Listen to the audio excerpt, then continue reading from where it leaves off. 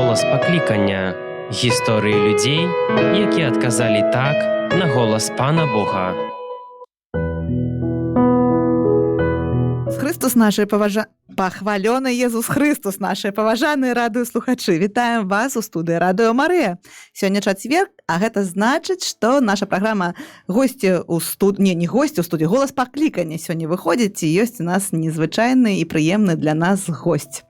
Гэта ксёндз Олег Пятрашка, духоўны отец першага курса семінарыі ў Мінску і сябар Радыё Марыя. Вітаю вас, хвала Христу. Хвала Христу, вітаю таксама вас. Ну, нам прыйдзецца яшчэ раз пераздаровацца адзін з адным, бо нашы гукачы тут штосьці такое робяць. Таму скажыце, калі ласка, вось тое, што вы дагэтуль казалі яшчэ. Штосьці пра Радыё Марыя, пра голасу ў доме. Вітаю так, радыёслухачоў зноў жа, так, бо насамрэч Радыё Марыя – это голас у нашых дамах і ў нашых сэрцах, бо ведаем, евангелізацыя на заўсёды праходзіць пра слуханне, як Павел апостол піша, да, вера нараджаецца са слухання. Ну вось мы слухаем, а сёння яшчэ і бачым. Дзякую шчыра за тое, што спагадзіліся на тое, каб прыйсці і о сябе нам распавесці, бо мы так вас эксплуатавалі вось гэты час, і вось толькі дайшлі да таго, што будзем вас, менавіта асабіста вас на часткі разбіраць сёння. Вы готовы? Ужо ёсць трымценне, ну але ж дзе ж наша не прападала. Ну добра, тады давайте знаёміцца. Я нагадываю аб тым, што наша вось гэтая перадача голас паклікання, яна накіравана менавіта на тое, каб бліжэй пазнаёміцца са святаром і даведацца аб тым, адкуль ён пайшоў, што за сям'я ў яго была і адкуль увогуле ногі ў праблемы-то растуць. Ну я маю на ўвазе такую праблему, чаму чалавек святаром становіцца аднойчы. Распавядзіце, калі ласка, аб гэтым. Адкуль вы пайшлі, калі гэта было, і хто вас так вот зрабіў? Ужо, напэўна, некалькі разоў у жыцці, можа, некалькі дзесяткаў разоў пра гэта павядаю, але заўсёды, як успамінаеш усе тыя падзеі, якія адбываліся ў жыцці, звязаныя з пакліканнем, то нанова гэта зноў неяк перажываецца. Усё адбылося, як мне здаецца, ну бо, напэўна, як мы ведаем, Бог нас кліча яшчэ нават тады, калі мы не былі створаны, уже ведаў, кім мы будзем. І ўжо ад нашага нараджэння мы ўжо на пэўным сэнсе ты голас паклікання маем, альбо план Божы для нас. У мяне это адбылося, калі я вось так памятаю, калі зафіксавала моя памяць, гэта, можа, было мне 7, можа, 8 гадоў, бо я нарадзіўся ў Вільні, і там жыў, і вось мы аднойчы з мамай ішлі ад яе родной сястры, якая жыла недалёка цэнтра Вільні. Ішлі, напэўна, правдападобна на прыстанак аўтобуса, каб паехаць дамой, жылі такім спальным раёне, Лаздзінай называецца ён, гэты раён, і мы праходзілі праз стары горад і чамусь увайшлі да касцёла. Чамусьці? А чаму вы пайшлі да касцёла? Так ну, странна? Напэўна, гэта ўжо мама больш хацела, бо я там, напэўна, в гэтым узросце яшчэ так завельмі не разумеў, бо мае бацькі, мая сям'я, яна была ў такім сэнсе, яны не былі атэістамі, але былі такімі савецкімі католікамі. Ну, если так можа такі, праўда, тэрмін знайсці. Памятаю, бабушка, яна заўсёды малілася, як мы прыязджалі, яна на Астравеччыне жыла, то я памятаю абразы, ружанчык такі ўжо змолены, гэтыя малітоўнікі. Ну, ніхто там не павядаў завельмі, што, чаму. Можа, лічылі, што падрасту, бо, зрэшта, мой старэйшы брат таксама быў да першай камуні ў Вільні. Можа, лічылі, што не ведаюць, як расказаць. Мы вучылі пацеры ў хаце, я памятаю, вечарам, перад сном, заўсёды там гэта было «Ойчэ наш», чи «Вітай, Марія». Але вось так глыбей, я не ведаў. Мы ішлі па вуліцы і проста зайшлі ў касцёл. Селі, памятаю, лаўку. А ў які касцёл, памятаеце? Праўдападобна, гэта быў Святога Духа, у якім сённяшні біскуп Гродзенскі Александр Кашкевіч быў пробашчам тады. У гэтыя часы менавіта ён быў пробашчам. І праўдападобна там, бо гэта быў адзін з тых касцёл, які дзейнічаў у савецкія часы, бо ў Вільні не было праблем з тым, што усе касцёлы былі зачынены, былі касцёлы, былі святыя імшы. І зайшоўшы, памятаю, менавіта сеў у лаўку, і мне вось, вот это ўся, можа быць, такая атмасфера касцёла, старога, да, велізарнага, прыгожага. Яна на мяне паўплывала, я такой, быў уражаны. І памятаю потым чамусьці, хоць я так у дзяцінстве быў заўсёды такі нясмелы, заўсёды так каля мамы трымаўся, што я падышоў бліжэй да вось гэтых баляскаў, да гэтага такого, праўда, агароджы такой каля прэзбітэрыума. Укленчыў там і памятаю, што мяне вельмі ўразілі гэтыя хлопцы, якія служылі, міністранты.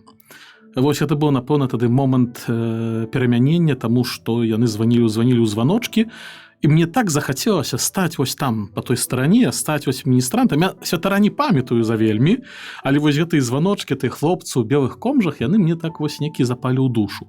Але, напэўна, святая мша скончылася, мы выйшлі, і потым, яшчэ жывучы ў Вільні да 91-го года, то больш я так не памятаю, каб мы дзесьці да касцёла прыходзілі вось такім чынам. А ў усялякім разе гэта мне не пакідала на мне нейкі след.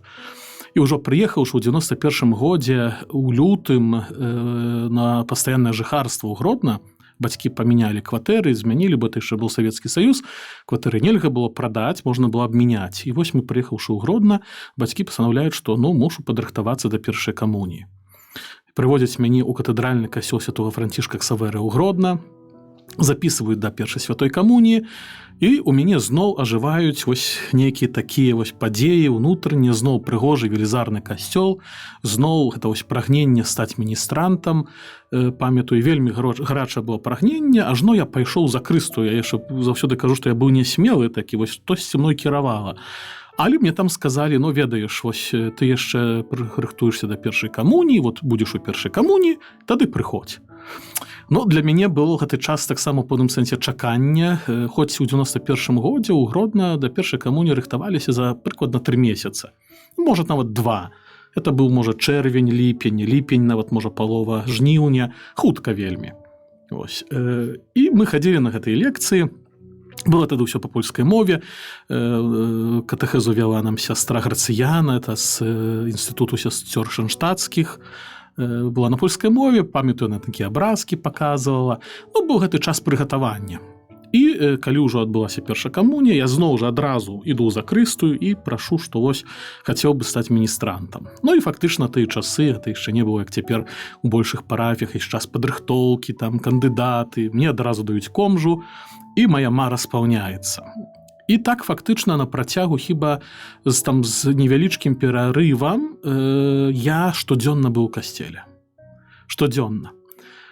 Заканчвалась урокі ў школе, прыбегаў да хаты, часамі нават у шкоду свайму працэсу адукацыі, часамі так было, кідаў партфель у конт і на тралейбус чи на аўтобус і ехаў у касцёл, бо на мшу святую вечарам. І вы такой адзін былі там, ці яшчэ хлопцы вашы, які там міністранты, каманда? Былі. На пачатку то хлопцаў шмат прыходзіла, можа такіх, каб каждый дзень, то не аж так шмат было, але з працягам часу, праз некалькі гадоў у нас такая сталася пэўная каманда, якая насамрэч большасці з нас, это можа было 3-4 чалавека, якія прыходзілі практычна штодзённа, альбо там праз дзень, але это былі такія, вось была такая каманда. Вы уже такі дарослых былі, сколько гадоў 11 вам, 12 было тады ці не? 91 год так, это 11 гадоў. Мы ж чыталі вось усе інтэрв'ю, якія выдавалі іншым мас-медыа беларускім, таму я ўжо палічыла, колькі вам гадоў, што вы нарадзіліся ў 80-м і гэтак далей. А як так сталася, што вы нарадзіліся ў Вільні? Чаму так было? Бо вядома, у тыя часы 60-е годы, правда, 70-е, 60-е, можа, нават 50-е, людзі імкнуліся выехаць з вёсак. Бо вядома, што ніхто не хацеў у вёсках заставацца, бо перш за ўсё гэта былі цяжкія ўмовы працы. У пэўным сэнсе нават дазнавалі людзі голаду, бо як моя мама, у яе была досыць вялікая сям'я, бацька іх рана памёр, і яны мусілі працаваць. Мама была здольная, она хацела хадзіць і в школу, яе мама, моя бабушка яе не пускала, бо трэба было глядзець за мniejszymi братамі чи сёстрамі, трэба было таксама працаваць, яна дзесьці па прыёму чытала, любіла чытаць. І, напэўна, так, здаецца, пастанавіла ў пэўным моманце свайго жыцця, што яна тут ніколі ўжо не будзе ў вёсцы, не застанецца. Там былі пэўныя праблемы з вырабленнем пашпарту. Улады не давалі пашпартоў людзям, якія жылі ў сельскай мясцовасці. Бо як даць пашпарт, гэта значыць, што чалавек можа выехаць. А каб яны заставаліся, ім не давалі пашпарты. Але была магчымасць, неяк яна зрабіла. І вядома, што найбліжэйшы велізарны горад гэта была Вільня. Бо это Астравецкі раён, да Мінска трошкі далей, Гродно вельмі далёка, і вось такая ўжо ж большы горад, это Вільня. Зрэшта, Астравеччына, Смаргоншчына, это тыя рэгіёны, дзе шмат сёння ў Вільні людзей жыве, которые паходзяць адтуль. Неяк ужо было, што яны проста выязджалі туды, блізка было, это была, вядома, адзіная краіна ў той час. І вось так я там знайшлося, таксама мой тата са Смаргонскага раёна, ну і таксама яны вось у Вільні там жылі, і так вот сталася. Вось кажуць, што менталітэт чалавека ён фармуецца да 5 гадоў яго. Ну то бок, дзе ты правёў гэты час да 5 гадоў, вось той ты ментальна і будзеш. Ну я такое штосьці чытала. Вось вы кім сябе адчуваеце? Беларусам? А вось гэта вельмі цікавае пытанне, бо нават калі я прыехаў у Гродна, пайшоў у школу, то я вельмі хутка зразумеў, што я не разумею пэўных такіх вось пэўных жартаў, пэўных вось менавіта нейкіх, можа, такіх, нават не ведаю, як сказаць, святапогляду, если так можна сказаць пра дзецях у 4 класе, што я іх не разумею. Яны мяне не вельмі разумеюць. Яны смяюцца і жартуюць аб чымся, а мне гэта не смешна. Да, потым ужо з працягам часу я зразумеў, што вось хоць і мы жылі у гэтым Савецкім Саюзе, хоць і насамрэч тая Вільня ад Гродна там 180-200 кіламетраў, але вось насамрэч это былі трошачкі розныя. Вот такі вось розныя абставіны, розныя, можа, вот гэты менталітэт менавіта. І мне ў пэўным сэнсе было цяжка на першых парах. І нават цяпер, калі, бо ў меня большасць маіх крэўных, яны там жывуць у Вільні. Там маміныя 2 сястры родныя, іх дзеці ўжо, потым таты, сястра родная, нават 2 браты маміны ўжо святой памяці, яны памерлі, там жылі, іх дзеці там засталіся. То нават калі прыязджаеш і з імі размаўляеш, я цяпер разумею іх, да, іх менавіта такі вось, алгарытм мышлення, як это лепей сказаць, але і бачу таксама розніцу з тым, як я гэта цяпер разумею, бачу, жывучы фактычна ўжо большую частку сваёй жыцця тут у Беларусі.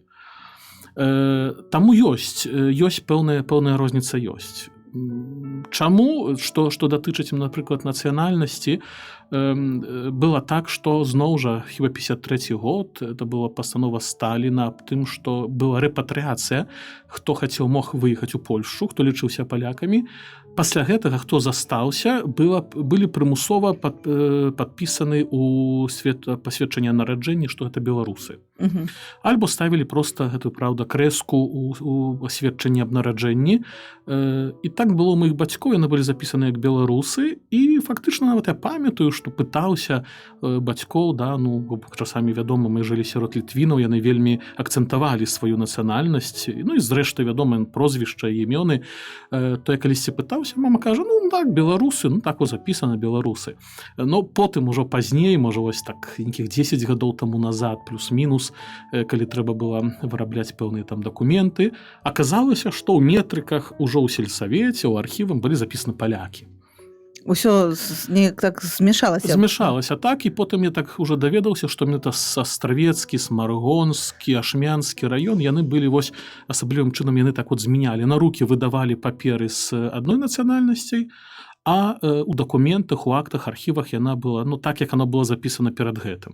І ты раптоўна мог даведацца аб сябе чыстую праўду, хто ты ёсць. У пэўным сэнсе так. І таму часамі пытаюцца, якой я нацыянальнасці. Я так кажу, ведаеце, я такі, скажам, беларускі паляк. А па-літоўску размаўляеце? Па-літоўску не размаўляю, если хто паволі гаворыць, магу зразумець сэнс, бо да 4 класа я там вучыўся у Вільні, гэта была рускаязычная школа. Бо польскамоўных не было, была альбо літоўская, альбо руская школа. Вось, і таму такім чынам... А беларуская мова такая добрая адкуль? Я не ведаю. А даўно вы на ёй размаўляеце? Я размаўляю прыкладна з таго часу, калі распачаў літургію Божага слова ў касцеле на беларускай мове. Это прыкладна 2010-2011 год. І адгэтуль і ў такім звычайным жыцці паўсюль вы размаўляеце толькі па-беларуску? Не заўсёды. Просто цікава. Не заўсёды, не. У большасці я размаўляю ўсё ж такі, хіба такая расійская трасянка, чи так можна сказаць. Што калі вось нават прыязджаеш у тую Вільню, распачынаеш, напрыклад, размаўляць з імі па-руску альбо па-польску, па-польску няма праблем, а па-руску як размаўляеш, то тады вычуваецца вось гэтыя нашыя такія словы, якія не з'яўляюцца расійскімі. Вось. Па-беларуску размаўляю, вось гэты момант, так, на жаль, не на жаль, толькі вось калі ёсць такая патрэба. Ну, але ж у вас так добра атрымоўваецца, аж нават зайздрошчу. Ну, я не ведаю, шчыра кажучы, бо было так, што як прыйшоў ужо ў Беларусь, мы пераехалі ў школу, то хіба год, чы нават 2 гады, не памятаю дакладна, я быў звольнены з таго, што мне ставілі адзнакі за беларускую мову і літаратуру. Гэта было праўдападобна, што тыя, хто прыехаў і распачаў вучыць не ад пачатку, не ад першага класу, то яны хіба звальняліся менавіта ад гэтых адзнакаў. Ну, што значыць для школьніка быць звольненым з адзнакі? Гэта значыць, проста гэта можна не вучыць. І вядома, што там, ну, як ты задаюць вершык, ты яго можаш не вывучыць, бо табе так адзнаку не ставяць. Таму я сам трошкі здзіўляюся, бо калі быў яшчэ ў парафіі, служыў на Гродзеншчыне, то нават такая была настаўніца беларускай мовы, я ёй пытаўся часамі, ну, як я вось, ну, кажу. Яна кажу, ну, вельмі добра, вельмі файна, там, вядома, дзесьці праскаківаюць гэтыя словы, там, расейскія, чи, можа, нават польскія, але ў большасці так файна-файна. Ну, і я сам дзіўлюся, бо я у семінарі, зрэшта, зноў жа чытаў, стараўся таксама чытаць на розных мовах літаратуру, гэта было і класычнай, і польскамоўнай, і на расейскай мове, і па-беларуску. Чы гэта прычынілася, не ведаю. Ну, вось сёння ёсць так, як ёсць. Хлопчык Олег, ён якім быў? Чым цікавіўся? Цікавіўся... Сівым быў? Сівым. Ну, у семінару прыйшоў я ўжо сівы, значит, сівы такі ўжо былі ў мяне такія, бо як часамі фотаздымкі глянуў свае з пачатку семінары, то быў чарнейшы такі. Ну, сёння гэта ўжо такі сівы чалавек. Якім ён быў, напэўна, ведаеце, вось калісьці нават я са сваімі клерыкамі размаўляў, не памятаю нават, якая быў падтэкст нашай размовы, але я кажу, што вось, ну, я заўдзячваю касцёлу таму, кім я ёсць. Чаму? Бо ведаў, якія былі ў мяне слабасці, якія ёсць сёння, і ведаю, што если бы, ну, менавіта не гэта пэўным сэнсе фармацыя семінарійная, потым невогуле тое, што касцёл мне даў, то фактычна гэта мог быць такі досыць такі парадачны хуліган. Ну, часамі так кажуць, што альбо ты будзеш ксяндзом, альбо нейкім злодзеем. Не ведаю, чаму так людзі кажуць, але здаецца, што, можа быць, гэта трошкі нашы такой вось позірк не зусім суб'ектыўны вельмі на сваё мінулае і на свае тое, што да чаго магло бы дайсці ў жыцці. Ну, але так здаецца, што не лёгкі ў мяне такі характар, ну і могу быць па-рознаму. Хоць, з адной стороны, быў вельмі такі вось стыдлівы, да, я там дзесьці, ну, не мог там першы выйсці, нейкую там справу распачаць, а з другой стороны, ну, быў такі вось, это 92-3 год, я памятаю з маім суседам, якім жылі побач, то мы ўсе гэтыя гурткі прайшлі ў Гродна. Каратэ, радыётэхнічныя. Ага, то есть такім цікавіліся? Усё было. Не гульнёй на скрыпке? Не. Гульнёй мне так трошкі мядзведзь па маім вухе патаптаўся, дзякую толькі ксяндзу ўжо святой памяці Тадеушу Вышынскаму, гэта быў такі прафесар у нас у Гродным семінары, які таксама выкладаў у нас музыку, хто яго спявалі ўсе. Зайцы и слоны могли заспевать, поэтому сегодня многие те, которые насамрэч знают только 2 ноты тихо выше-ниже, то яны сёння спяваюць так неяк і досыць там, скажем, ну так адпаведна, каб годнасць літургіі падкрэсліць, то вось я яму заўдзячваю, таму што менавіта ён, ну, вымагаў і неяк там праз розныя гэтыя свае такія хітрыкі педагагічныя патрафіў гэты голас нам паставіць. Таму у семінару я прыйшоў такі чалавекам, які цікавіўся. Я любіў чытаць газеты. Да, я, будучы ўжо менавіта ў школе, я задавальненне мог там нейкі-небудзь такі свецкі, простыя Зорьку? газеты. Не, аргументы і факты. Комсомольская правда, ну, в тым выглядзе, як она ўжо існавала. Яшчэ была імя, ці як яна называлась, такая была добрая беларуская газета, я памятаю, вось у сярэдзіне 90-х, канцы 90-х, хіба не такая была. А ну, это мне так узгадалася. Думаю, што можна было тады чытаць? Это было такі, я любіў где-то палітычныя справы пачытаць, нейкі вось, ну, то, што такая сёння, мы кажам, жоўтая, можа, нейкім сэнсе прэса, аба ўсім усё, і невядома, дзе праўда. Ось. Але цікавіўся, мне гэта было цікава і вось неяк так, ну так было. Ну а стаць такім марылі, ну ж не святаром жа ад пачатку, не? Аб святарстве ўжо канкрэтна я задумаўся хіба што ў 7 класе. Сёмым так рана? Ну не ведаючы рана. Ну можа і рана, як у 4-м быў да першай камуніі, у 7-м тады ў нас было шмат святароў, у большасці гэта былі святары з Польшы ў Гродна. гэта былі розныя таксама і законнікі, былі дэцызіяльныя святары, быў тады вось менавіта пробашчам такі ўжо цяпер старэйшы, такі мы называем патрыарх гродзенскай дыяцэзіі, это ксёндз-правад Юзеф Трубовіч. Ён такі заўсёды меў такую пастаўленую паходку да правад, такі вось заўсёды такі з адной стороны паважны, з другой вельмі добры чалавек, без нейкіх такіх вось строгасцяў такіх излішніх. І я так зачынаў прыглядавацца да іх. Потым семінарысты, якія прыходзілі заўсёды ў нядзелю у катэдру на 12 гадзін на святую імшу, на ту цэнтральную, на Суму, і мне было цікава, да, такі маладыя хлопцы прыходзяць, а часамі яны так насамрэч выглядалі, можа там, як школьнікі, бо вядома, часамі так бывае, дзе ўжо чалавек дарослы выглядае. І я стаў цікавіцца, да, а ёсць семінарыя. У меня заўсёды такое было прадстаўленне, што ў семінары тут трэба скончыць высшую адукацыю, і потым толькі можна пайсці. Потым думаю, што ж там можна вучыцца? Малітву вучаць, навучуся тых малітваў, стану святаром. То есть такія розныя былі думкі. І ў пэўным моманце калісьці нас хтосьці з выкладоўцаў, выхаваўцаў у семінарыі запрасіў, што, слухай, можаш прыйсці, там нават хіба можа было нас пару міністрантаў, можаце прыйсці, мы вам пакажам семінарыю. І я прыйшоў, і нам павадзілі, паказалі, пра якіх пакоі, дзе жывуць клерыкі, это іхныя салі, дзе яны, праўда, выклады свае перажываюць. І мне гэта так неяк, спадабалася таксама.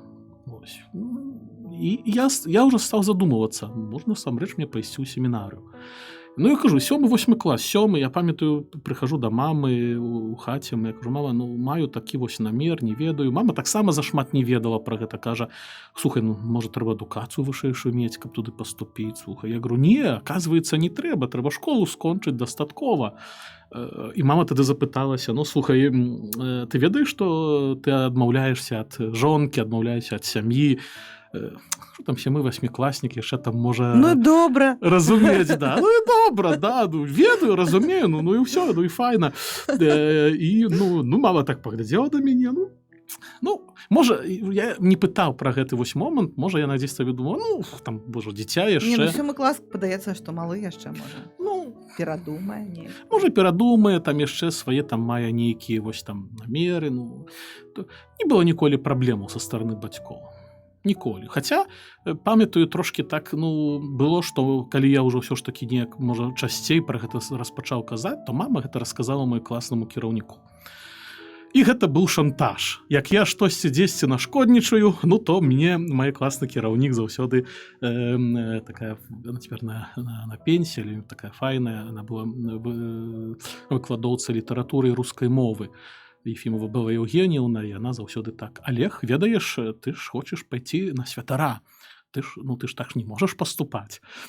І вось заўсёды гэта так вось трошкі быў такі шантаж у школе пэўны, бо дзесьці там, напрыклад, можа, занядбаеш нейкую там, не здаш, нейкі, правда, вершык чи што, і заўсёды класны кіраўнік, слухай, так не можна. І вось потым кажу, мама, навошта ты казала? Не, калі вось так ты ўжо атрымоўваецца, што ты ўзрастаеш у такім асяроддзі, дзе тебе кажуць, ты ж будзеш святаром, ты ж будзеш святаром, то хіба можна абраць іншы шлях, так, што ли? Мне ніколі так не стаяла менавіта, мне так бы не перашкаджаў, я трошкі злаваўся, што вось гэтым мяне трошкі шантажуюць, бо как бы, я ж толькі дзіця быў. Але моцна мне гэта не перашкаджала, толькі што вось часамі так, хоць гэта была вельмі таленавіты педагог, мой класны кіраўнік, але тым не менш часамі яна вось так магла выкарыстаць такія свае веды. І так вось на працягу гэтых гадоў узрастаў. Паволі, панямножку. Было заўсёды так, ось, прыйдзеш да касцёла, радасна. Была моладзь, вядома. Я быў неяк так сталася, што я быў такі меншы з гэтай моладзі. Яны мяне пэўны момант не вельмі да сябе прымалі, бо я ж такі хадзіў яшчэ там, як кажуць, дзіця, яны ўжо такія былі дарослыя, ўжо хтосьці з іх, можа, старшы класы школы, можа, нават ужо хтосьці вучыўся, скончыўшы школу, чи нават працавалі ўжо некаторыя, але потым неяк так паволі уліўся ў гэтую групку і насамрэч такі касцёл быў другім домам для мяне тады. Я мама часамі казаў, слухай, ты ў касцеле больш знаходзіш часу быць, ніж у хаце, што ў хаце было рабіць. Камп'ютараў не было, смартфонаў не было.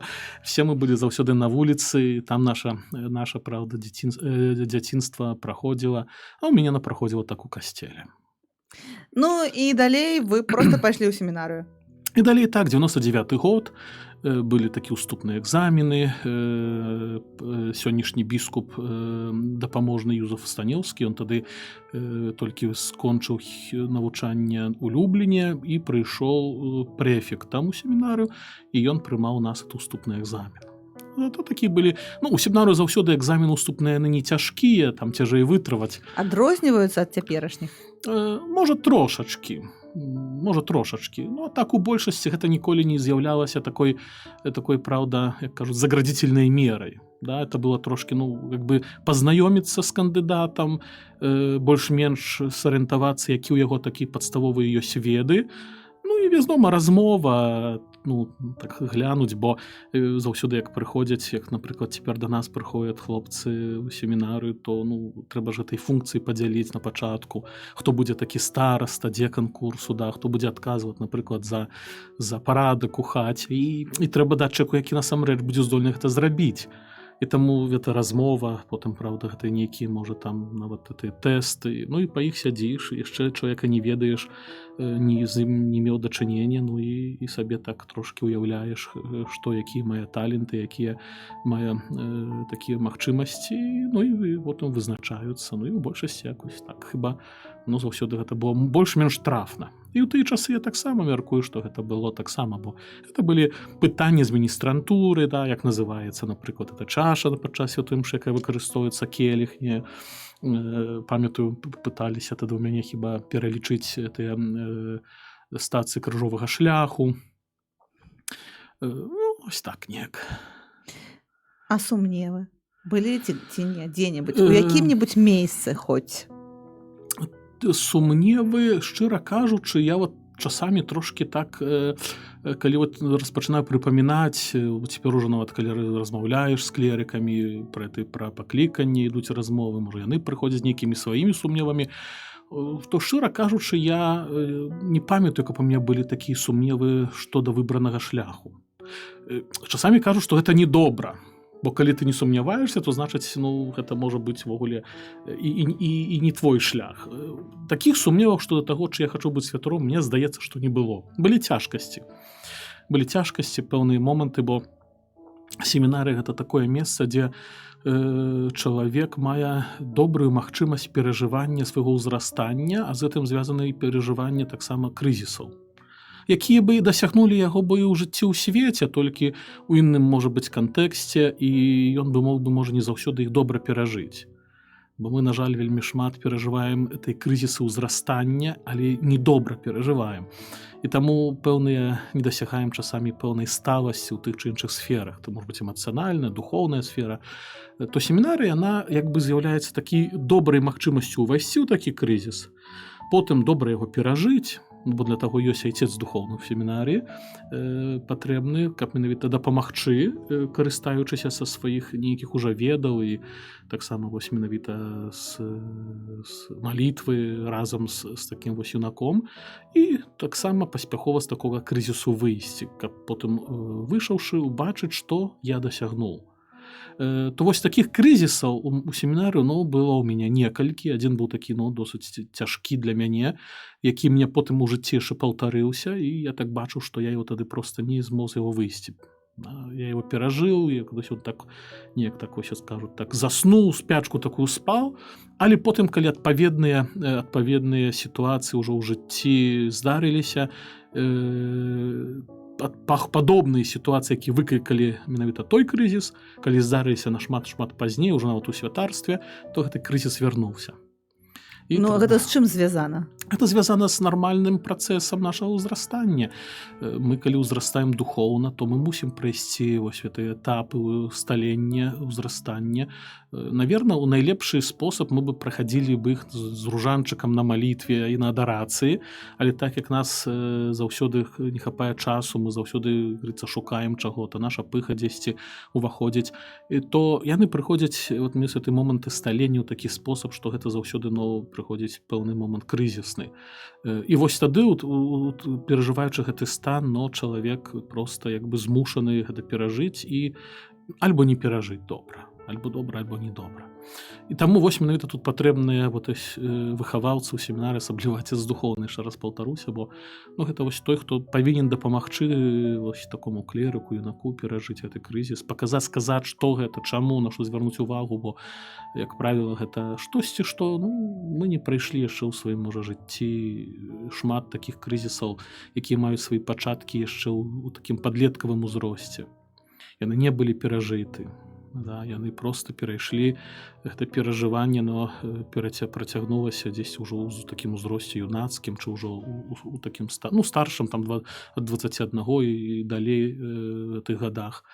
Ну, бо, на жаль, вось менавіта тыя крызісы, якія павінны было перажыць дзіця ў сям'і, яно не перажыла альбо перажыла не добра, і яны вяртаюцца.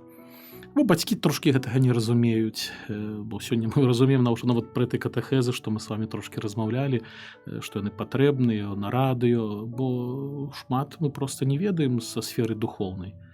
Мы не ведаем, чаму так адбываецца, мы не ведаем, чаму я так рэагую, як мне працаваць над сваімі нейкімі дрэннымі звычкамі, як мы так называем, чы як развіваць добрыя звычкі, бо ведаем, добрая звычка — гэта цнота, гэта дабрадзецель. Дрэнныя звычкі — это мае нейкія прывязанасці, пэўныя мае цяжкасці, паўтараючыся грахі, чаму яны, адкуль. Большасці гэта з таго, што мы не ўмеем часамі не ведаем пэўныя працэсы, якія адбываюцца ў духоўнасці, не умеем, як на гэта рэагіраваць, не ведаем, што з'яўляецца такімі абуджальнікамі гэтых працэсаў, не ведаем таксама ў пэўным сэнсе дзеянне злога духа, як он выкарыстоўвае гэты мае несталасці или параненасці. Ну і так вось ходзім трошачкі, так у Пана Бога верым, молімся, прыступаем да святых сакраментаў, але вось то, што адбываецца ў жыцці, не ўмеем злучыць з тым, што адбываецца таксама ў нашай духоўнасці. І тады вось у штодзённасці, у сям'і, праўда, ці там у працы, ці нават у нейкіх такіх унутраных перажываннях мы не можам вось адзінства знайсці, злучыць гэта ўсё разам. А чалавек, ён жа ўсё ж такі істота, кажуць, псіхафізычная, і духоўная, праўда, душа і наша цялеснасць. Але это ўсё адно. І таму гэтыя працэсы мы не можам аддзяліць працэсы духоўнасці і нашага перажывання духоўнасці нашай ад працэсаў зямных, штодзённасці, вось простых такіх справаў, як там, напрыклад, праца, ядзенне, адпачынак, яно ўсё між сабой звязана. Але здаецца, што мы пайшлі ў нейкі іншым напрамку. Я вось хочу спытацца цяпер, а вы можаце ў сваіх вось выхаванцах адсачыць, што там ёсць крызіс і трэба дапамагчы?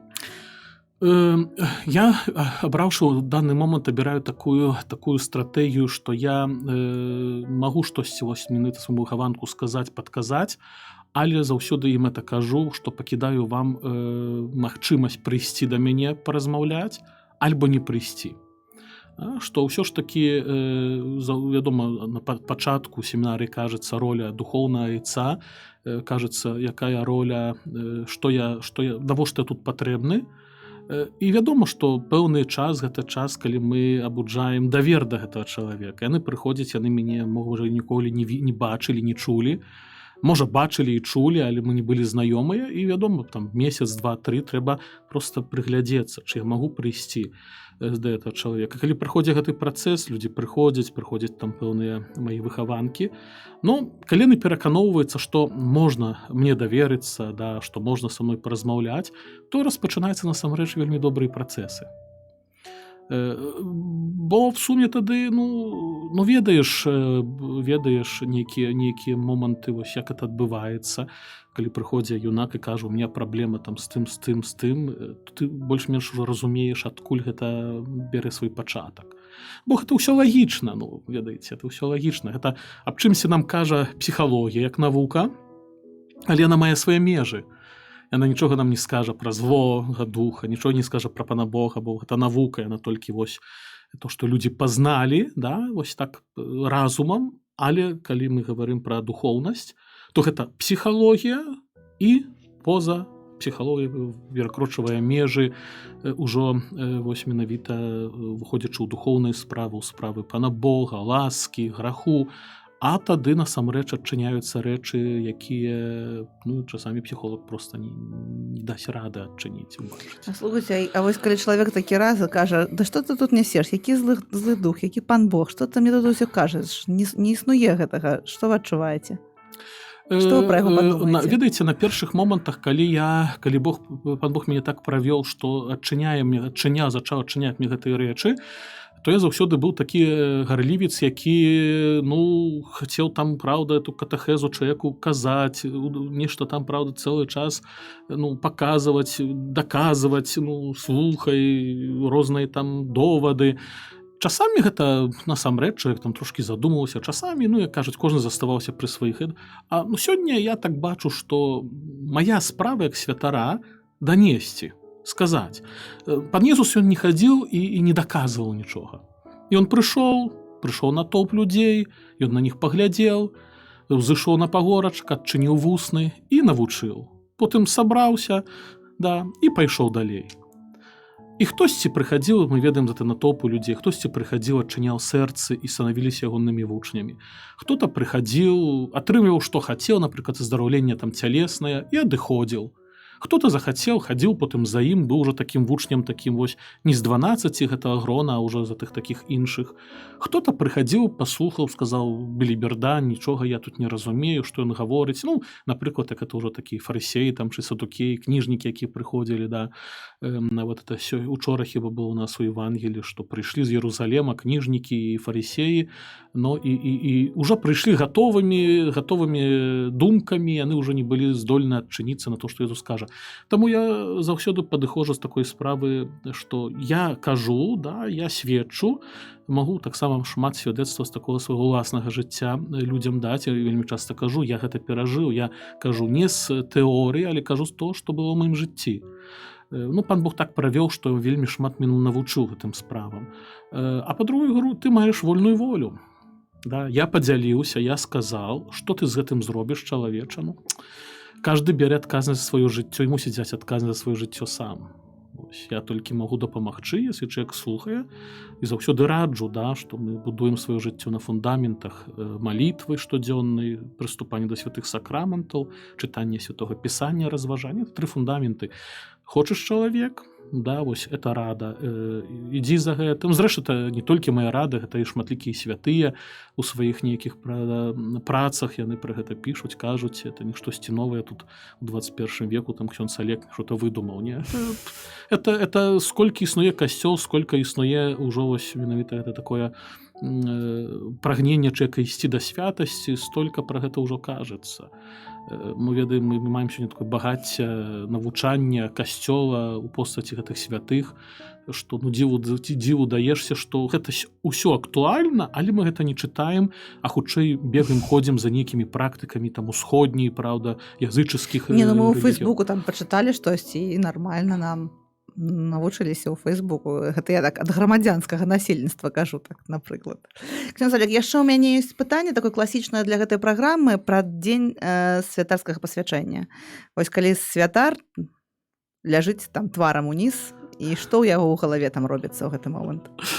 Нам заўсёды тады перад святарскімі пасведчаннямі казалі: слухайцеся, уже будзе спявацца, асабліва это ўжо максімальна апошні час абудзіць інтэнцыю, што я хачу прыняць сакрамент святарства. Бо вядома, это акт волі, маё прагненне, я мушу абудзіць, каб это не было як робот, ты прыйшоў, лёг там, ці ксёндз біскуп намасціў, і ты ўжо святар. Але мы ведаем, што у кожным сакраменце ёсць форма матэрыя, што без чаго гэты сакрамент існаваць не можа. І я толькі памятаю, што калі я лежаў, то я так Пан Езу хачу, я прымаю.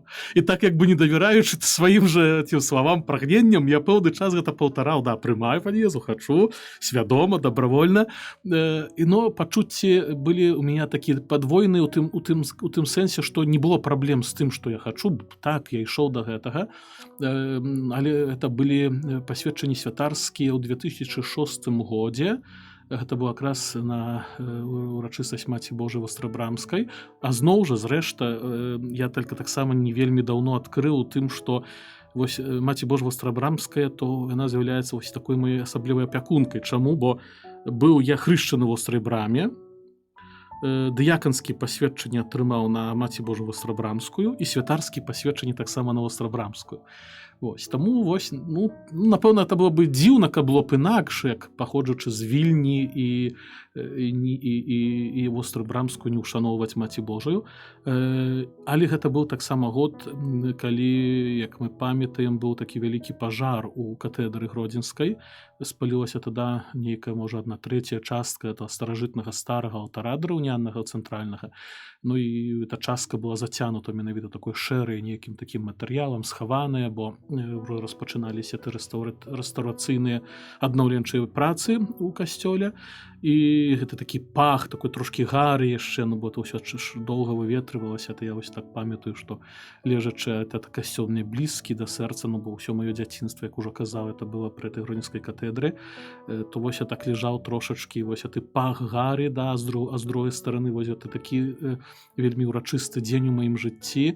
Ну і такая трошкі, з адной стороны, боль сэрца, што вось, ну, так вот, у такім стане гэты касцёл, да, як ён такі пашкоджаны цяпер, а з другой стороны, ну, рады, што ёсць гэты час. Нас тады прынімалі пасведчанне три дыякана, якія сталі святарамі, і сколькіся там было клерыкаў, якія прынімалі таксама пасведчанне дыяканату. Ну, это было заўсёды так, ну, шматлікасць была, бо на маім курсе было 27 чалавек на першым курсе. Это сёння нават ва ўсёй Беларусі няма столькі клерыкаў, сколько было на маім першым курсе, і скончыла нас 12 чалавек, і першы курс у гісторыі Гродзенскай семінарыі, калі усе атрымалі дыяканат. Бо часамі, ну, па нейкіх прычынах там маглі затрымаць, правда, то есть нейкія выхаваўчыя методыкі там былі. Это быў першы курс, і памятаю, ну, так было вельмі так радасна, бо, ну, вось дыяканы, 12 нас дыяканаў. Ну, а ўжо потом, вядома, святарства былі па-рознаму, бо некаторым не хапала гадоў, і трэба было камусьці пачакаць, больш дыяканам пабыць. І ўжо мы тады, вядома, пасведчанне святарскі прымалі ў разны час. Але вось несамавіта это сёння радасць таму, што гэтых аднакурснікаў шмат, і фактычна па ўсёй Беларусі. Віцебская дыяцэзія 3 маіх аднакурснікаў, Пінская дыяцэзія 3, Гродзенскай 6.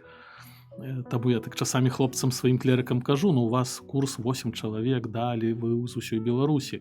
Нават я говорю, як ти паедзеш, то заўсёды маеш нават дзе затрымацца, дзе бы ты па Беларусі не ехаў, дзе бы ты не быў. А яшчэ мне цікава, вы як такі духоўны кіраўнік, настаўнік, выхавацель моладзі, ну, былі ли хтосьці з вашых гадаванцаў тых, хто ўжо так падышоў да святарства? Ну, ці, можа, яго ўжо высветлілі, ці вось у хуткім часе ён будзе высвечаны? То значыць, ёсць адзін святар, ён калісьці мне падзякаваў, што я нейкі там уклад такі лёгенькі ўнёс у яго жыццё, што ён вырашыў пайсці ў семінарыю. Гэта сёння ксёндз Дзяніс Бразінскі, ён вікарый у Лідзе Фары, у касцеле ў Лідзе. Калі я быў яшчэ дыяканам, а я на практыцы дыяканам быў у парафіі ў Барунах, гэта санктуарыю Маці Божай. І мы тады, это была салезіянская парафія, і мы тады вось з пробашчам даязджалі час ад часу на дапамогу ў Смаргоні. Ён быў там міністрантам, і памятаю штосьці там, можа, я ўжо ў той момант быў пасвечаны нават, можа, было яшчэ дыяканам, і трэба было дзесьці на вёску паехаць, можа, это было какое свячэнне ежы перад Пасхай, можа, яшчэ што-то. І пробаш кажа, ох, міністрант, як хочаш, можаш узяць. Я говорю, добра, паехалі. І мы паехалі, мы так файна з ім паразмаўлялі, вярнуліся это. Я паехаў у Баруны, потым, сколькі не прыязджаў, ксёндз пробаш кажа, всё пытаецца, да, калі да прыедзе да нас, это там дьякан, чи, можа, ўжо тады ксёндз Олег. Што там запала, ну нешта этому юнаку, тады хлопцу яшчэ, школьніку, нешта там наша сустрэча запала. І вось там быў прыкладна, можа, год-два назад, вось на платковай сустрэчы он падышоў, кажа, вось, ну, я дзякую, бо гэта было для мяне там нейкі штуршок. Ну, это прыемна. Это прыемна. Больш што, можа, такіх, ну, цяжка сказаць, бо часамі ёсць так, што, ведаеце, мы сустракаемся з людзьмі, яны пакідаюць на нас этой сустрэчы вялікае ўражанне, але, ну, людзі як бы там не заўсёды прызнаюцца да гэта. Ну, напэўна, часамі вось так бывае.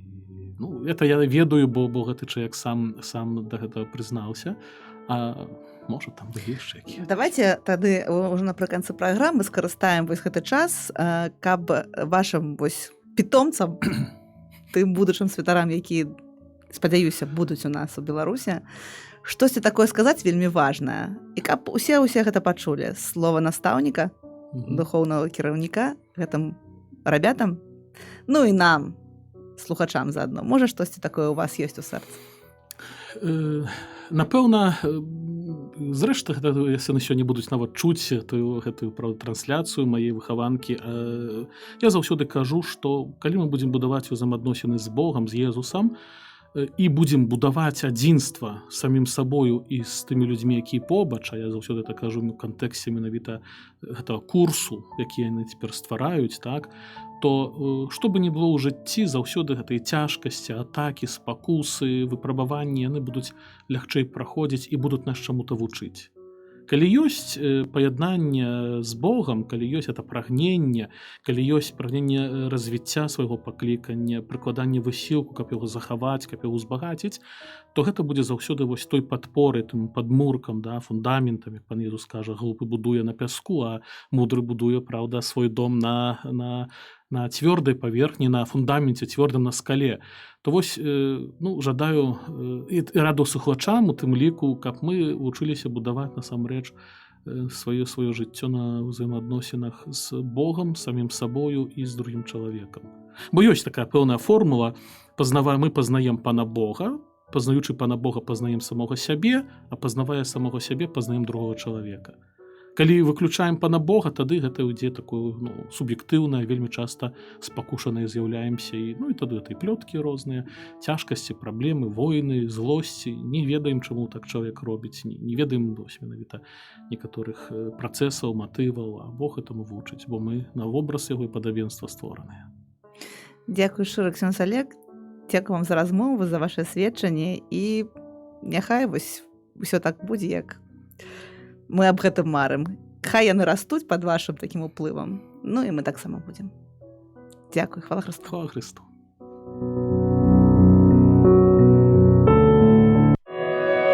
Голас паклікання.